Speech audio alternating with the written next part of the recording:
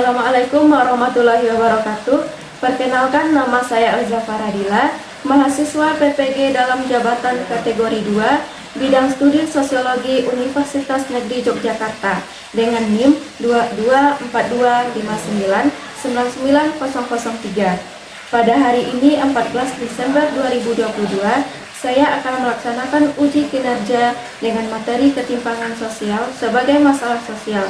Berikut video uji kinerja saya. Selamat menyaksikan. Terima kasih. Assalamualaikum warahmatullahi wabarakatuh. Assalamualaikum warahmatullahi wabarakatuh.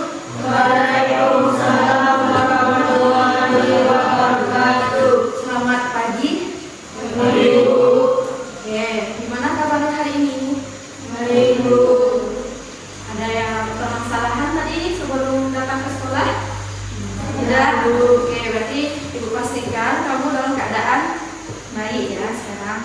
Oke, sebelum kita mulai pembelajaran, apakah baiknya kita dulu berdoa dulu. Nah, jadi dipimpin oleh Bapak, silakan Yazi atau Putra memimpin doa. Siap, Bro. Hormat, Bro. Sudah, Bro. Berdoa mulai.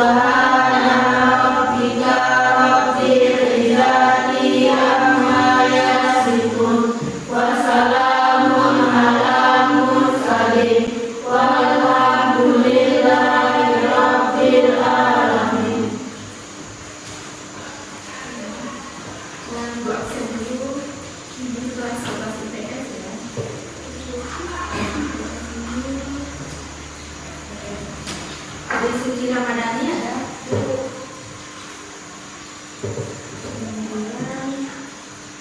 Binta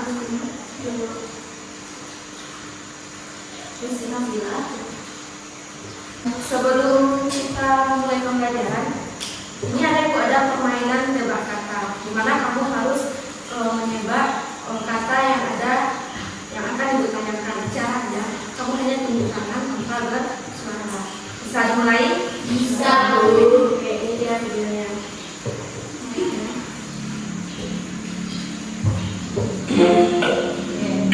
Silakan disimak ya.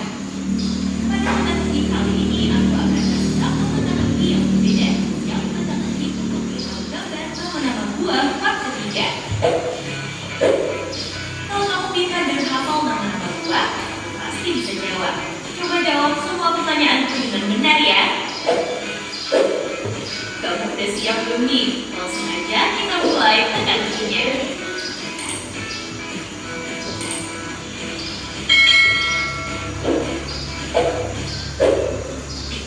Teka-teki pertama.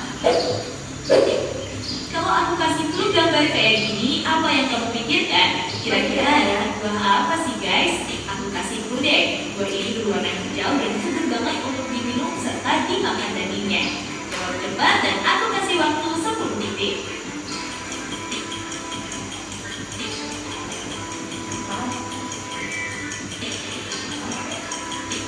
Nah, ini apa?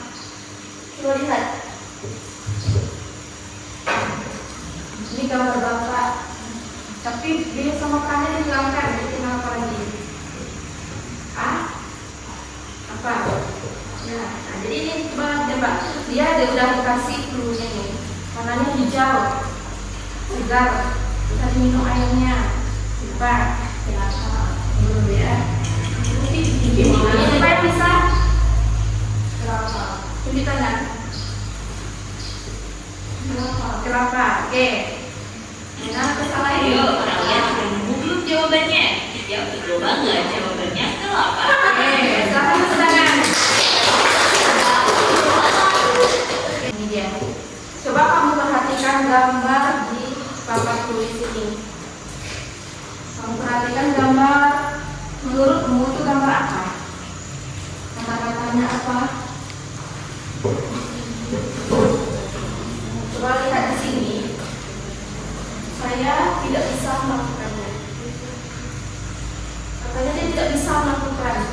Kemudian ada niatnya, saya ingin melakukan. Oke, saya ingin melakukan.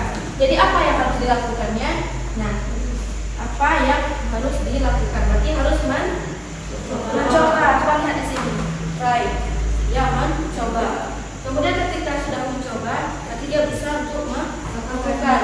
Akhirnya dia terus melakukan, akhirnya sampai ke tingkat yang tinggi, sukses. Nah, jadi begitu juga dengan kita. Biasanya kita berpikir oleh diri kita bahwa kita tidak bisa untuk melakukan sesuatu. Saya tidak bisa melakukannya. Nah, akhirnya gimana caranya supaya kita bisa? Makanya kita harus adakan niat dulu, kemudian kita coba dulu, kemudian kita berproses. Nah, jadi di situ motivasinya adalah kamu harus ada niatnya dulu, niat untuk mencoba, kemudian kita lakukan, kemudian apakah itu berhasil atau tidaknya itu akan kembali kepada kita. Jika kita gagal, kita harus mencoba kembali. Nah, bisa dipahami di situ. Oke. Nah, pembelajaran kita selanjutnya, siapa yang masih ingat pembelajaran kita sebelumnya? Tentang apa? Masalahan sosial. Kamu masih ingat yang masalahan itu apa kemarin? Ketidaksesuaian apa? Ketidaksesuaian apa? Norma. Oke, apa lagi? Tidak sesuai antara apa? Karena kemarin Ibu katakan adanya aku harus seperti ini. Ternyata tidak. Ekspektasi dengan realita. Nah, jadi yang namanya permasalahan itu adalah ketidaksesuaian antara ekspektasi dengan realitanya. Tidak kesesuaian antara harapan dengan kenyataan. Kita berharapnya seperti ini, tetapi kenyataannya seperti ini. Nah, itu yang disebut dengan permasalahan. Hari ini masih di KD 3.2, menganalisis permasalahan sosial dalam kaitannya dengan pengelompokan sosial dan perhitungan inklusi di masyarakat dari sudut pandang dan pendekatan sosiologis. Nah, yang kemudian indikatornya adalah ada dua. Yang pertama menganalisis pengertian ketimpangan sosial. Yang kedua adalah membedakan bentuk-bentuk dari ketimpangan sosial. Nah, tujuan pembelajaran kita hari ini melalui model pembelajaran problem-based learning. Nah, kamu mampu menganalisis pengertian ketimpangan sosial itu apa, serta membedakan bentuk-bentuk dari ketimpangan sosial.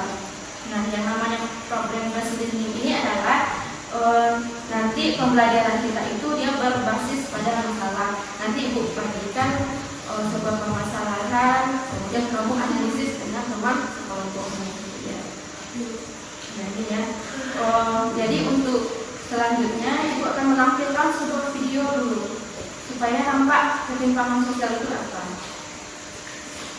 Ini adalah kisah Dewi dan Putri, dua anak perempuan dari Indonesia. Dewi berasal dari keluarga yang termasuk 10% rumah tangga terkaya di Indonesia. Sebaliknya, Putri berasal dari keluarga yang termasuk 10% rumah tangga termiskin di Indonesia. 28 juta orang Indonesia hidup miskin seperti keluarga Putri. Ketimpangan antara Dewi dan Putri dimulai sejak dalam kandungan. Ibu Putri tidak mampu untuk mengunjungi fasilitas kesehatan formal ketika hamil dan juga tidak mengkonsumsi nutrisi yang sesuai. Akibatnya, Putri lahir dengan berat badan di bawah normal. Ibu Dewi mampu untuk datang ke dokter secara teratur dan mendapatkan asupan gizi yang baik sehingga Dewi lahir normal dengan berat badan yang cukup. 2 tahun pertama, Putri tidak mendapatkan imunisasi yang lengkap dan asupan gizi yang baik. Akibatnya, Putri tidak bisa menyusul tinggi badan Dewi dan malah semakin tertinggal. Dewi besar di rumah yang memiliki saluran air bersih dan toilet. Keluarga Putri tidak memiliki toilet. Karena buruknya sanitasi di lingkungan rumah, Putri sering terkena diare. Penyakit diare menyebabkan pertumbuhan Putri semakin terhambat, sedangkan Dewi terus tumbuh sehat dan tinggi. Bayangkan tadi, video itu menceritakan tentang apa? Dan bagi yang sudah, silakan diangkat tangannya. Perbedaan miskin dan kaya. Oke, pintar. Apa lagi? Lagi. Menceritakan tentang apa dia? Menceritakan tentang apa tadi? Dari video tadi, tak apa-apa, salah tak apa-apa. Ceritakan aja. Jangan mengadu, ya. Ketimpangan sosial. Tentang ketimpangan sosial. Oke. Tadi ada pendapat Yanzi tadi ada perbedaan antara kaya dengan yang miskin. Kemudian ada ketimpangan di situ. Nah, dari gambar tadi, ya, atau dari video tadi, kemudian apa namanya nampak bagimu adanya yang kaya dengan yang miskin tadi. Ada nampak perbedaan. Yang kaya tadi gimana dia? Ini cerita tadi ya. Fasilitas lengkap, oke. Kemudian yang kurang mampu tadi gimana dia? Fasilitasnya kurang, tunjuk tangan, oke. Fasilitasnya kurang. Kemudian bagaimana dengan pendidikannya? Itu tanya tentang pendidikan antara yang kaya dengan yang miskin tadi. Kalau yang kaya gimana pendidikannya tadi? Oke. Kalau yang kaya tadi gimana? Oke, silakan Suci.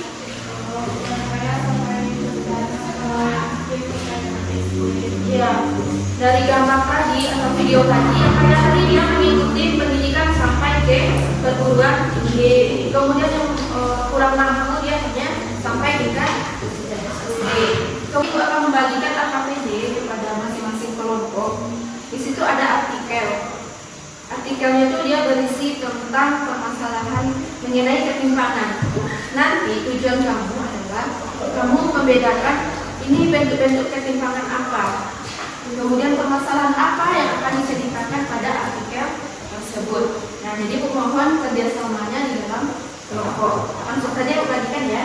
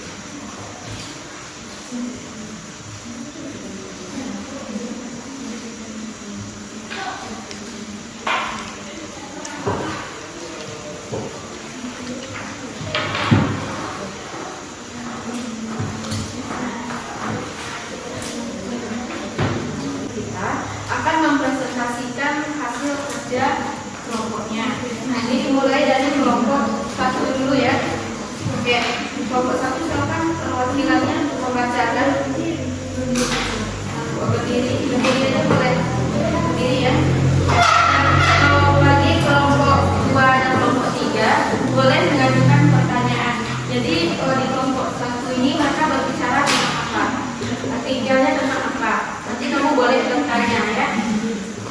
Nah, bisa dipahami? Mohon disimak ya. Mereka berbicara tentang apa? Diskusi mereka ini. Nah, Assalamualaikum warahmatullahi wabarakatuh. Waalaikumsalam warahmatullahi wabarakatuh. Perkenalkan, saya dari kelompok 1 akan membacakan hasil diskusi kami. Setelah membaca artikel di atas, identifikasilah permasalahan yang terdapat di artikel tersebut. Permasalahan 1. Kurangnya listrik dan jaringan internet pada daerah 3T. Kedua, kurangnya fasilitas sarana prasarana di daerah 3T. Ketiga, di daerah 3T perbatasan tenaga pendidik dan daerah kota lebih lengkap. Kesimpulan, ketimpangan sosial adalah ketidaksamaan antara ekspektasi dan realita dan tidak sesuai dengan apa yang diinginkan. Faktor penyebab ketimpangan pendidikan: pertama, faktor internal; 2, rendahnya kualitas guru; 3, faktor infrastruktur; 4, mahalnya biaya pendidikan. Upaya yang dapat kita lakukan: yang pertama, memberikan fasilitas sekolah yang bermutu, terutama di desa. Yang kedua, memberikan sekolah gratis, terutama bagi wilayah terpencil dan kurang mampu dalam membayar uang sekolah. 3, meratakan tenaga pendidikan profesional, terutama di desa dan wilayah terpencil.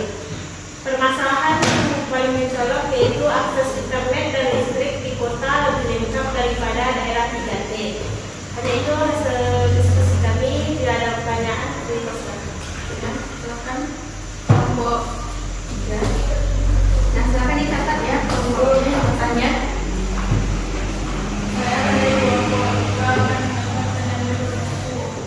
Bagaimana perbedaan cara pendidikan di kota dengan di desa dari segi sarana dan prasarana? Nah, pertanyaannya adalah bagaimana perbedaan antara sarana di kota, pendidikan di kota dengan desa dilihat dari sarana dan prasarananya. Ya, bisa dipahami pertanyaannya? Bisa, Bu. Oke. Bisa langsung dijawab. Perbedaan pendidikan di desa dan di kota dilihat dari segi sarana dan prasarana. Ke daerah kota, sarana dan prasarananya lengkap, sedangkan di daerah desa kurang lengkap. Bisa diterima oleh kelompok 3? Bisa, Bu. Yang kurang lengkapnya di mana? Kalau yang di desa itu dari segi apanya? Yang kurang lengkapnya di desa dari segi akses internet, listrik, dan guru. Bisa diterima oleh kelompok 3? Bisa, Bu. Oke. Nah, jadi pertanyaannya tadi adalah bagaimana pendidikan di desa dan di kota dilihat dari segi sarana dan prasarana. Ada tanggapan dari kelompok 1? Setuju dengan jawaban atau ada tambahannya? Oh, di desa kayak ini, Bu. Ada tambahannya? Dilihat dari segi sarana dan prasarana. Ada ada tanggapan? Tidak. Berarti akan terjawab pertanyaan dari kelompok 3 ya. Oke, silakan. Sekian presentasi dari saya. Assalamualaikum warahmatullahi wabarakatuh. Waalaikumsalam warahmatullahi wabarakatuh. Silakan kasih aku dulu. Dan selanjutnya di kelompok 2 dulu ya. Silakan kelompok 2, siapa yang mau presentasi perwakilannya saja. Setelah membaca artikel di atas, identifikasilah permasalahan yang terdapat di artikel tersebut. Jumlah perempuan lulusan universitas mencapai 5,4 juta orang, sementara laki-laki mencapai 5,3 juta orang. Namun kesenjangan gender masih terlihat dalam program aspek di dunia kerja, mulai dari segi upah, bidang pekerjaan, sampai level jabatan. Masih terlihat jumlah yang timpang antara laki-laki dan perempuan, dengan laki-laki seringkali mendominasi atau lebih tinggi dibandingkan perempuan. Perempuan menerima upah 23% lebih rendah dari laki-laki. Dari segi gaji, perempuan mengantongi sebesar 3,5 juta, sementara itu laki-laki bisa mencapai 5,4 juta. Jumlah perempuan yang menduduki jabatan menengah ke atas di perusahaan masih jauh lebih sedikit dibanding laki-laki. Kesimpulan, terjadinya ketimpangan gender. Ketimpangan gender adalah berbagai tindakan keadilan atau diskriminasi yang bersumber pada keyakinan gender. Solusinya: 1. Bangun kesadaran diri. 2. Stop stereotip. 3. Menandai adanya belas gender. 4. Mendefinisi ulang status gender. 5. Menarik keluar etika perempuan kucilkan. Cukup sekian dari kelompok 2. Kalau ada pertanyaan, silakan. Oke, ada pertanyaan? Oke, silakan kelompok. Baiklah, saya dari kelompok 1 akan bertanya kepada kelompok 2. Apa saja bentuk ketimpangan gender pada laki-laki? Apa saja bentuk ketimpangan gender pada laki-laki? Saya akan menjawab pertanyaan dari kelompok 1. Bentuk ketimpangan dari laki-laki yaitu stereotip, pandangan atau penilaian terhadap suatu kelompok yang membawa harapan pada seperti apa individu di dalam kelompok tersebut dan bagaimana perilakunya. Bagaimana kelompok tersebut? Terima kasih untuk kelompok 2. Jawabnya Jawaban kelompok 1 ini bisa menerima jawaban dari kelompok 2? Apa kata tadi? stereotip. Nah, jadi tidak hanya pada perempuan, pada laki-laki juga terjadi yang namanya ketimpangan gender. Yang mana saja ketimpangan gender, itu salah satunya adalah stereotip. Nah, jadi stereotip itu gimana? Stereotip itu apa pengertiannya tadi? Pandangan atau penilaian terhadap jenis kelamin tertentu. Nah, laki-laki itu kalau kamu berpandangan kepada laki-laki, laki-laki itu harus gimana? Gagah. Harus gagah, kemudian lagi Tidak boleh menangis. tidak boleh menangis, laki tidak boleh menangis. Kalau laki-laki menangis itu adalah katanya apa? Kalau laki menangis itu iya. Kemudian laki itu harus gimana katanya? Bebas, harus cool. Oke, tetapi tidak semua yang kamu sebutkan tadi itu adalah namanya ketimpangan gender. Laki-laki boleh saja menangis. Ya, nanti Ibu jelaskan tentang itu. Hanya kelompok 3 lagi ya. Ya, silakan kelompok 3 presentasikan hasil diskusinya. Nah, jadi langkahnya juga sama. Kelompok yang lain boleh mengajukan pertanyaan. Oke, silakan Desi. Assalamualaikum warahmatullahi wabarakatuh. Saya akan membacakan hasil diskusi saya. Hasil diskusi kelompok 3. Setelah membaca artikel di atas, identifikasilah permasalahan yang terdapat di artikel tersebut. Permasalahan yang terdapat adalah perbedaan akses masyarakat ke layanan kesehatan. Masyarakat perkotaan cenderung memiliki akses layanan kesehatan yang lebih lengkap dan baik, sedangkan masyarakat pedesaan tidak memiliki layanan kesehatan yang lengkap. Setelah melakukan identifikasi, analisis kasus tersebut termasuk bentuk ketimpangan sosial yang mana dan berikan solusinya. Ketimpangan sosial yang terjadi adalah ketimpangan kesehatan. Solusinya, pelaksanaan imunisasi, melakukan peningkatan gizi, penambahan fasilitas kesehatan. Setelah melakukan identifikasi analisislah kasus tersebut termasuk bentuk ketimpangan sosial yang mana dan berikan solusinya. Upaya menangani fasilitas kesehatan di wilayah pedesaan, mendirikan puskesmas dengan biaya yang terjangkau, memberikan masyarakat tutup sehat, akan memudahkan masyarakat dalam memperoleh fasilitas kesehatan, membantu langsung ke masyarakat atau bantuan. Sekian. Sudah hasil diskusi dari kelompok 3. Adakah pertanyaan dari kelompok yang lainnya? Dulu. Ada pertanyaan. Oke. Nah, silakan ditanyakan ya. Apa pertanyaannya? Apa saja solusi yang dapat dilakukan untuk mencapai tersebut? Apa saja solusi? Nah, kalau dicatat kelompok 3, pertanyaannya apa? Apa kayaknya? Nah, silakan diulang lagi. Yang dapat dilakukan untuk memecahkan masalah tersebut. Apa saja solusi? Pelaksanaan imunisasi, melakukan peningkatan gizi, menambah fasilitas kesehatan, menyediakan layanan gratis, melakukan pengeluaran dana lagi berguna kesehatan. Bisa dipahami kelompok satu. Jadi dalam kata Desi tadi, apa solusi yang ada pada ketimpangan kesehatan? Katanya menambah fasilitas kesehatan yang ada di desa. Kemudian apa lagi solusinya? Oke, kemudian apa lagi? Penyediaan pelayanan gratis. Oke, bisa diterima jawabannya atau tidak? Oke, langsung kan.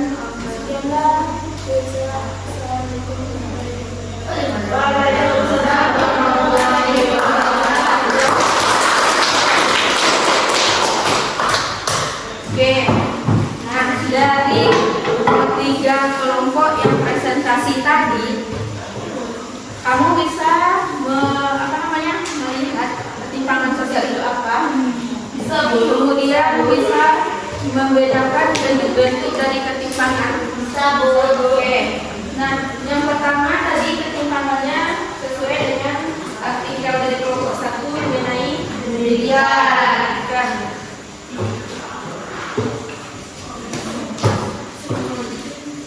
Nah, yang pertama adalah pendidikan. Nah, bagaimana ketimpangan yang terjadi pada bidang pendidikan? Kita lihat dari mana tadi? Dari daerah 3D. Oke, ada di daerah 3D. Di mana daerah 3D ini? Di mana daerah 3D tadi? Kurangnya fasilitas.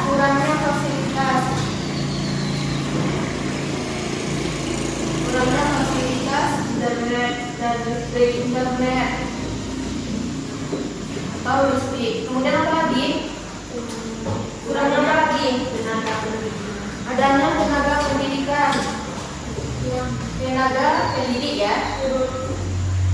Yang bagaimana tenaga pendidik ini? Berkurang atau tidak merata? Tidak merata. Kemudian apa lagi? Yang kamu simak tadi apa? Itu ada fasilitas, kemudian ada tenaga pendidik. Nah, itu dia. Kita melihat ketimpangan dibandingkan dengan daerah yang ada di bawah. Kalau di kota fasilitasnya di mana? Ya. Kemudian tenaga pendidiknya ada banyak di sana. Nah, berbeda dengan daerah 3T. Kamu daerah 3T itu tahu? Daerah kedua, terpencil dan tertinggal. Berada di daerah pedalaman. Coba kamu lihat nanti di internet atau di YouTube di mana daerah tertinggal itu dan mereka bagaimana cara mereka belajar. Ya. Apakah kita termasuk daerah tertinggal atau tidak? Sedikit menengah ya. Karena internet sudah ada tapi kurang lancar. Kemudian listrik sudah ada. Oke. Nah, kemudian di artikel yang kedua, dari artikel kedua tadi tentang apa? Ketimpangan gender. Siapa yang bahas tadi kelompok berapa? Ini ya. Gender. Gender itu apa? Perbedaan pada perbedaan pada laki dan perempuan. Perbedaan pekerjaan. Yang mana yang gender tadi? Gender itu apa sih? Jenis kelamin. Kalau jenis kelamin itu merujuk kepada biologis, laki-laki dan perempuan. Tapi kita di sini berbicara tentang gender. Gender itu apa? Asal pada konstruksi masyarakat atau pandangan masyarakat dan perempuan. Perbedaan yang terlihat antara laki-laki dengan perempuan. Nah, gimana dia kriterianya ketimpangan gender itu? Kita melihat dari artikel tadi permasalahannya di mana? Berarti lulusan universitas itu sama dengan sarjana. Berapa yang sarjana yang laki-laki dan perempuan? Kalau yang perempuan berapa? 5. Yang laki-laki? 5. Tiga adalah di bidang kesehatan. Nah, di bidang kesehatan gimana? Fasilitas perkotaan dengan pedesaan. Ada yang fasilitas kesehatan di kota dengan dilihat dari sarana dan prasarana. Kemudian dilihat dari tenaga kesehatannya di mana ada. Kalau di desa di mana? Sama dengan pendidikan tadi. Berarti lebih banyaknya tenaga kesehatan itu di kota. Itu dia. Jadi bisa kamu lihat dari apa namanya? Dari catatan itu terlihat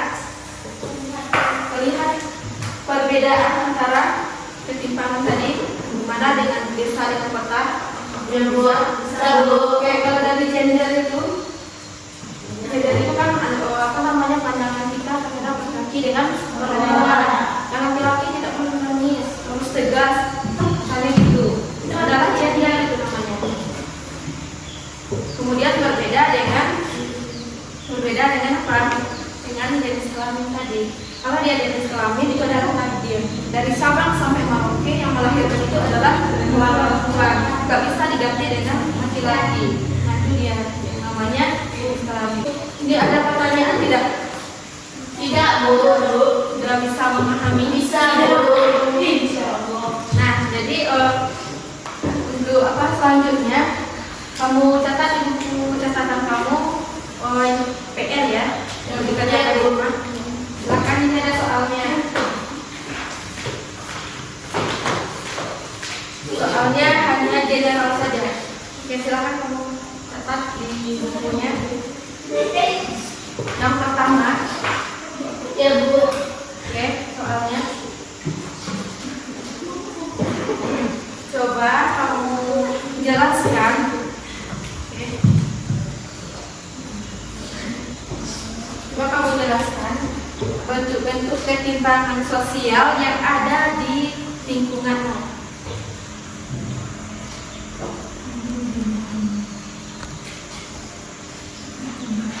Nah, jadi itu kamu analisis ya mana bentuk ketimpangan yang ada di lingkungan. Jadi kamu buatkan dalam kertas double nanti kamu kumpulkan buku. Ya, Bu. Oke. Sejauh ini ada yang mau ditanyakan? Tidak, Bu. Oke ya. Nah jadi gimana pembelajaran kita hari ini? Nah, kamu kasih artikel, kamu bisa memahami? Bisa, Bu. Bisa, Bu. Oke. Nah jadi untuk tugas kita selanjutnya ya, untuk pertemuan selanjutnya nanti kita membahas tentang permasalahan sosial juga, tapi dalam bentuk subtopiknya adalah ketidakadilan. Nah, dalam ketimpangan sosial nanti ada ketidakadilan.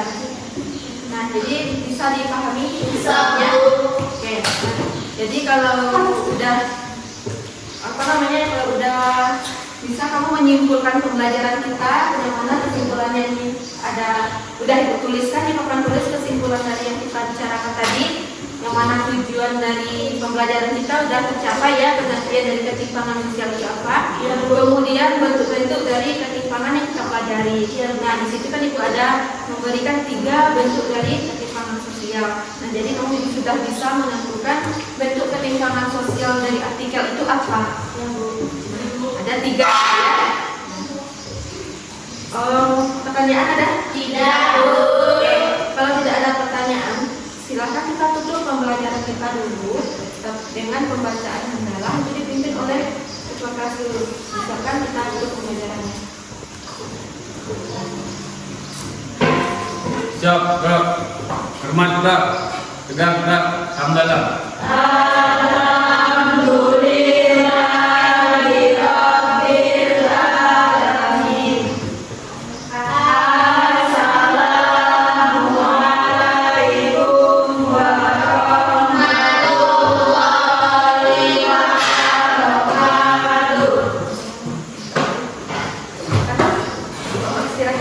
Hidup